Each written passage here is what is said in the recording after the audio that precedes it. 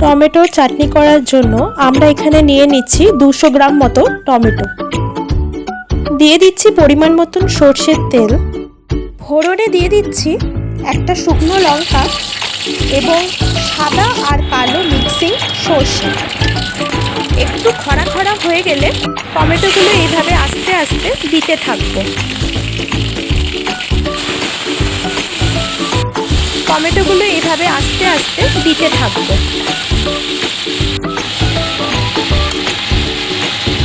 দিয়ে দিচ্ছি সামান্য পরিমাণ হলুদ আর দিয়ে দিচ্ছি সামান্য পরিমাণ লবণ।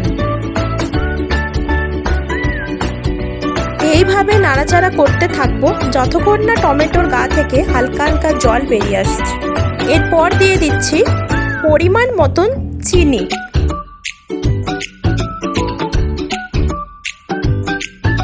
ভালোভাবে মিক্সিং করে নেব। টমেটোটা লাল মতন হয়ে এলে দিয়ে দেব পরিমাণ মতো জল।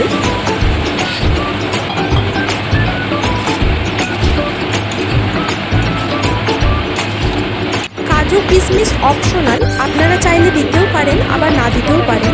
আমি এখানে সামান্য পরিমাণ দিয়ে দিচ্ছি কাজু। ব্যাস হয়ে গেল আমাদের টমেটোর চাটনি।